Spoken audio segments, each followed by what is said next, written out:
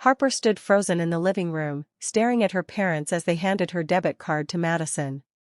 Her chest felt tight, like someone had slammed a door on her lungs. She couldn't believe what was happening. Everything she had worked for, every late night at her part-time job, every small step toward independence, seemed worthless in that moment.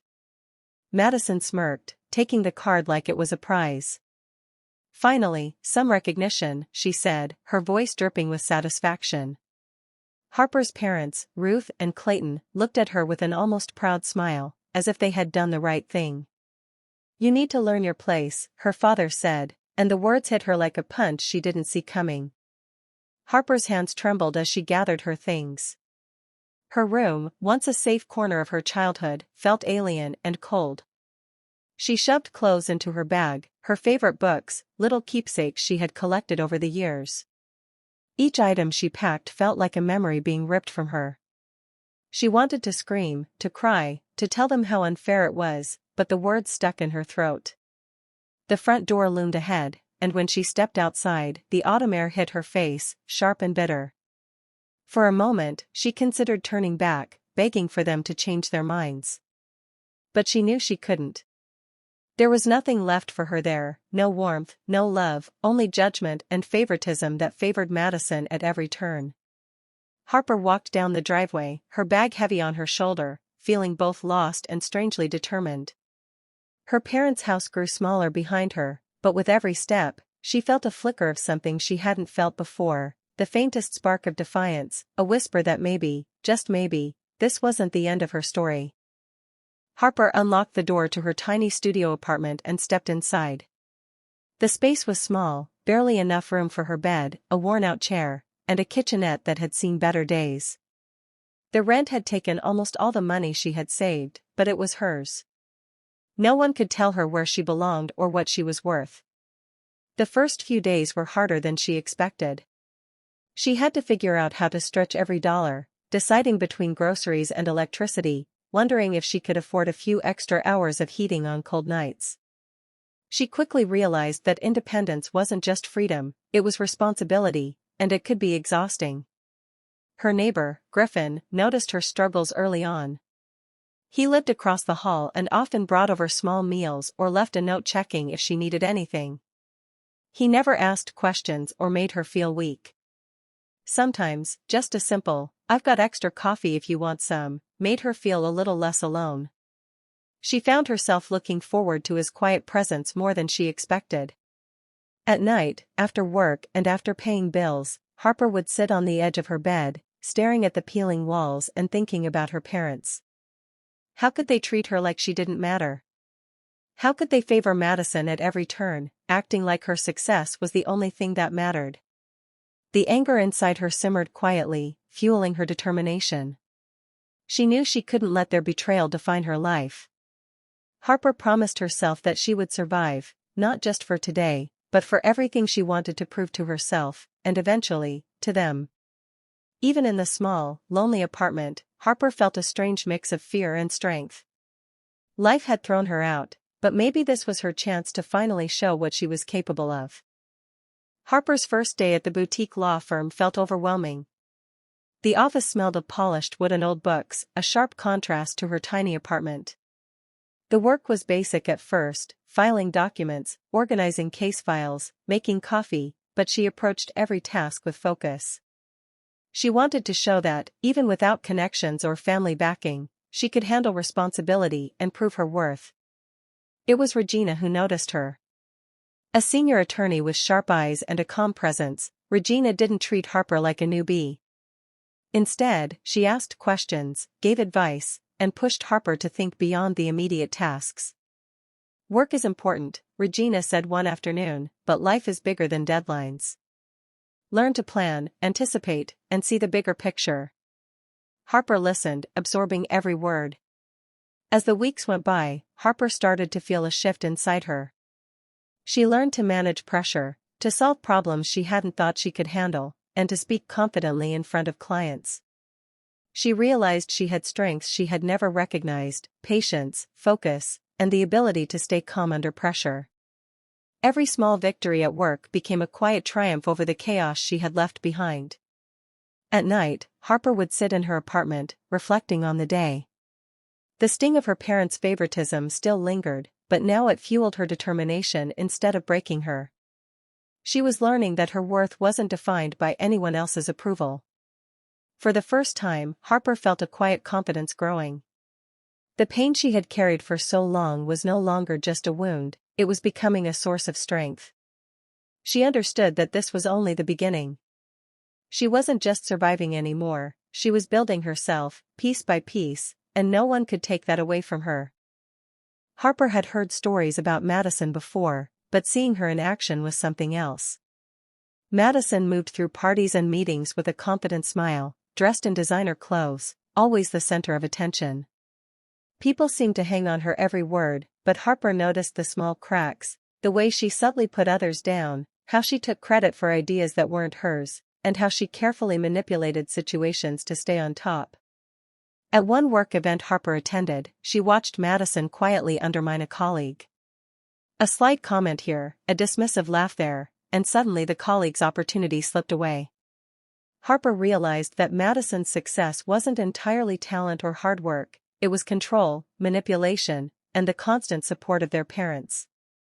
Every move Madison made seemed calculated to keep herself in the spotlight while keeping others, including Harper, in the shadows. Harper felt a mix of anger and clarity. She couldn't confront Madison directly, it would only make her appear weak.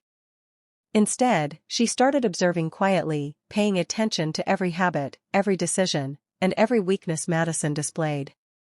She noted how Madison relied on parental influence, how fragile her friendships were, and how much of her success was built on appearances rather than real skill.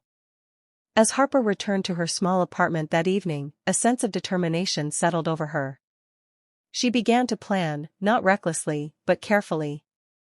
If Madison thrived on manipulation and shortcuts, Harper would rely on something Madison could never take from her: patience, intelligence, and resilience. She didn't need revenge immediately. She just needed the right moment to reclaim what was hers and to build a life that proved her worth without anyone's approval. For the first time, Harper felt a spark of control. Madison might shine now, but Harper was quietly preparing, and one day, the balance would shift. Harper was surprised when she heard that Madison had applied for a major business grant. It wasn't just any grant, it was the kind that could launch a business to the next level, and Harper knew Madison hadn't earned it through hard work. She also knew that Madison was relying heavily on their parents' influence to make sure the application looked flawless. Instead of confronting her, Harper decided to act quietly. She used the connections she had been building at the law firm, people who respected integrity and fairness. Carefully, she collected small pieces of evidence showing Madison's unethical practices, how she had copied others' ideas, manipulated contracts, and misrepresented her achievements. Harper didn't want to expose Madison to the world, she only wanted to make sure the grant reviewers saw the truth for themselves. A few weeks later, Harper heard the news: Madison's grant application had been rejected.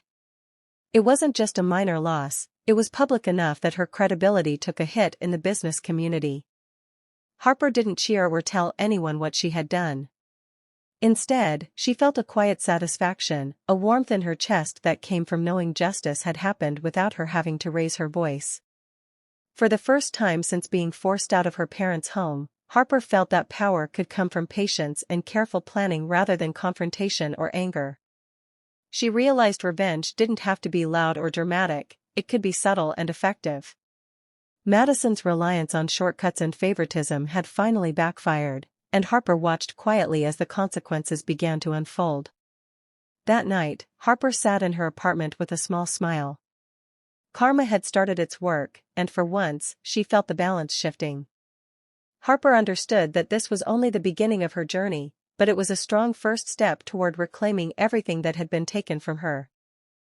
Harper couldn't believe the moment when Regina called her into the office and congratulated her on a promotion.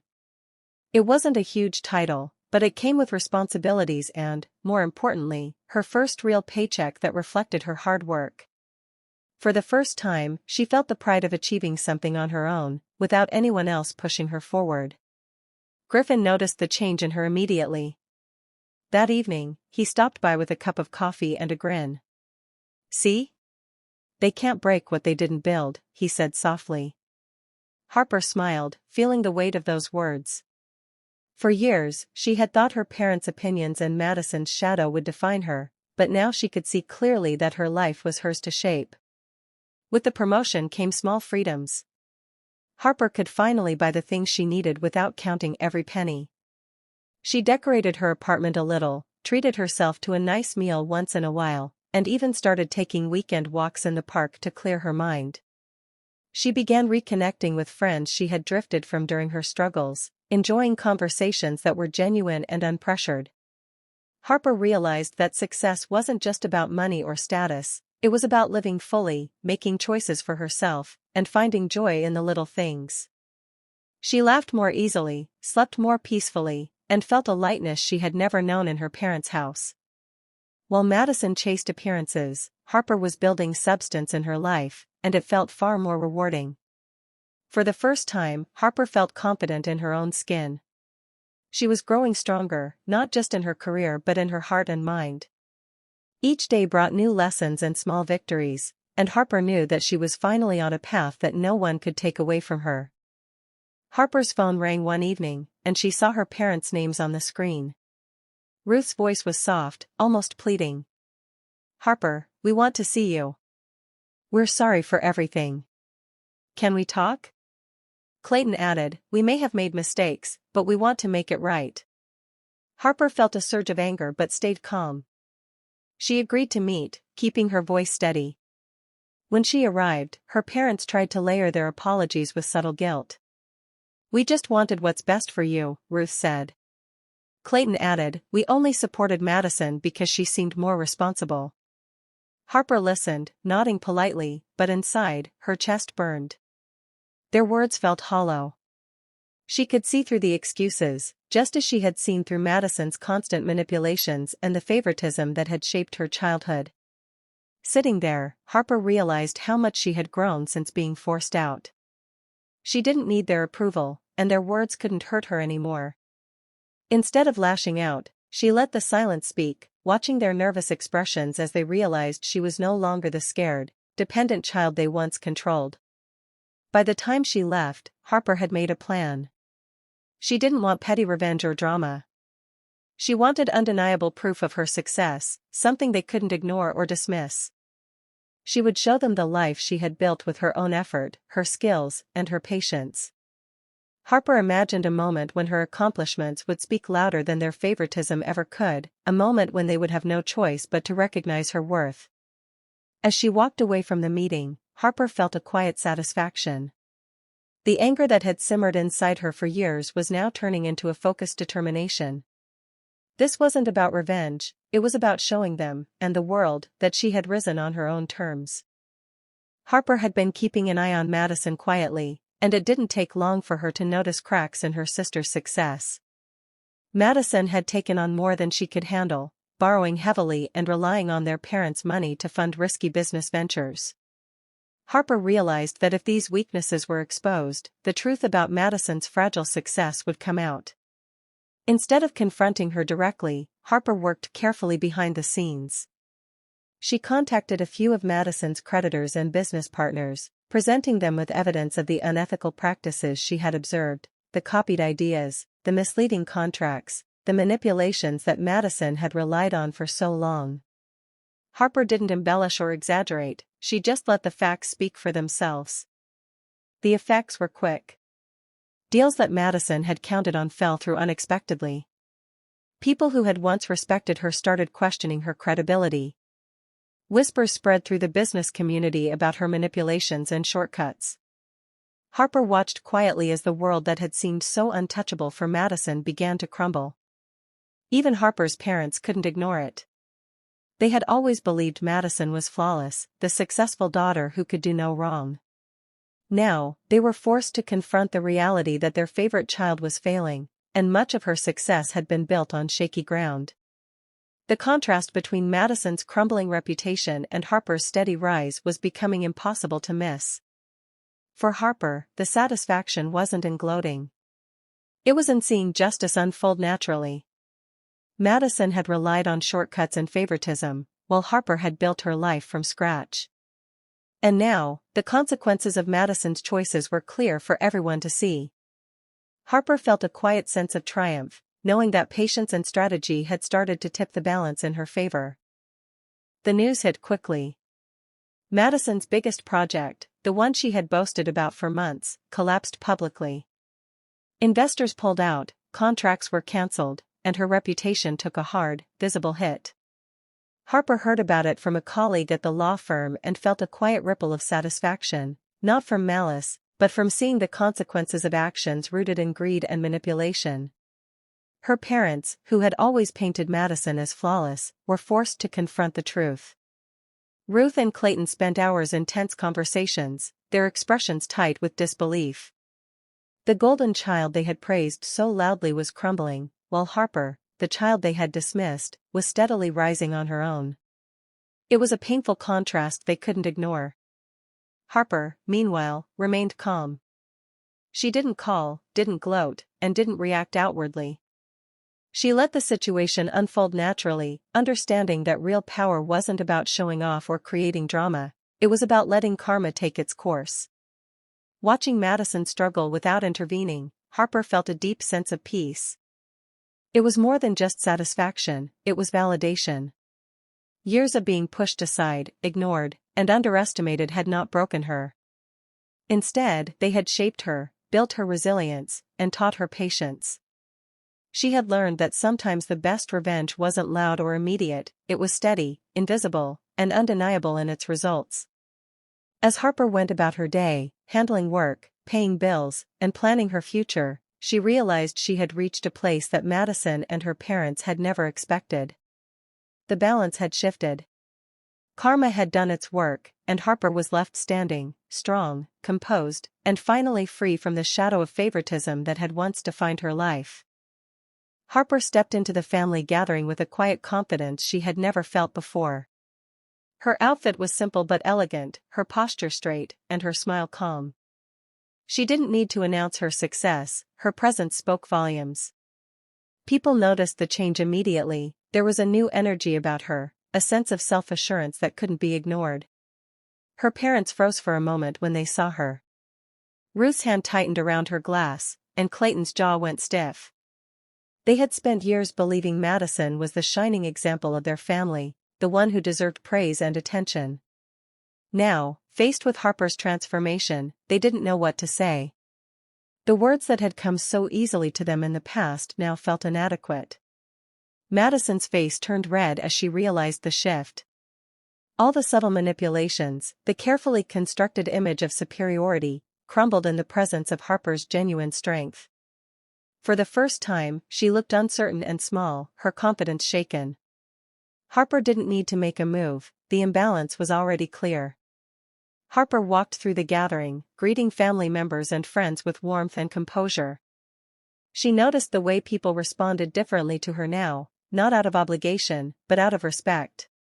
She felt the quiet satisfaction of knowing her efforts, struggles, and perseverance had led her to this moment.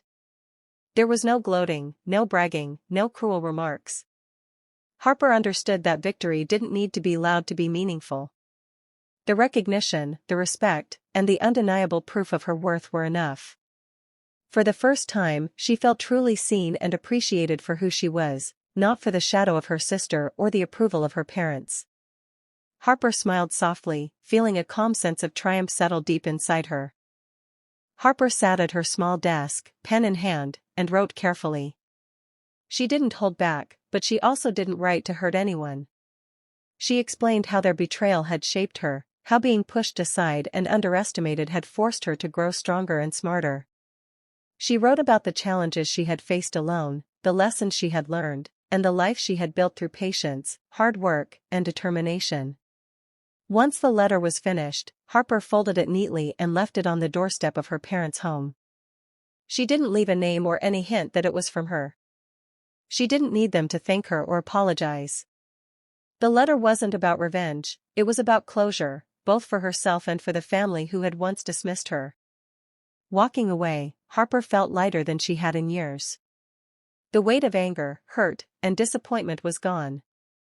She didn't look back. Her focus was on the future, the career she was building, the goals she was achieving, and the person she was becoming. Every step she took felt steady and certain, as if the ground beneath her had finally caught up to the strength she had found within herself. Griffin walked beside her, quiet and supportive as always. They didn't need to speak, his presence alone reminded her that she wasn't alone anymore. There was a comfort in knowing someone cared without judgment, someone who had witnessed her struggles and celebrated her victories. Harper felt a warmth in her chest, a hint of something deeper than friendship, but she also knew that whatever it became, it would grow naturally, without pressure or expectation. For the first time, Harper felt completely free. The past had shaped her, but it no longer controlled her.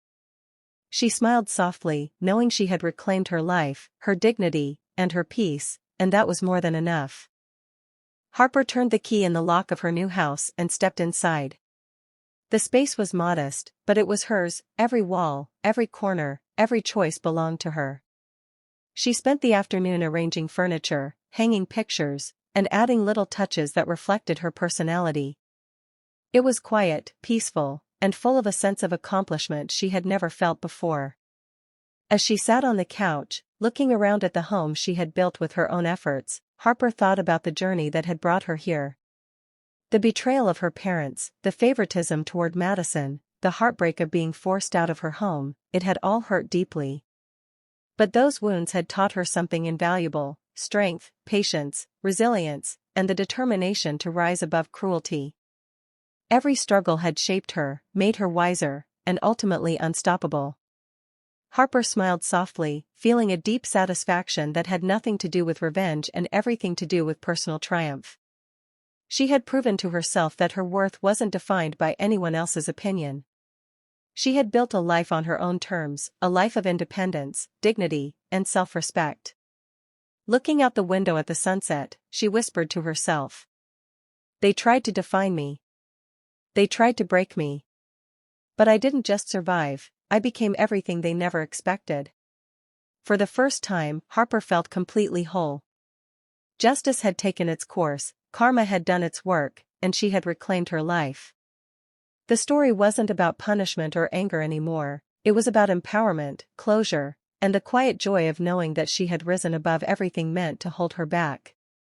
Harper leaned back, taking a deep breath, ready to embrace the future she had fought so hard to create, free and unstoppable.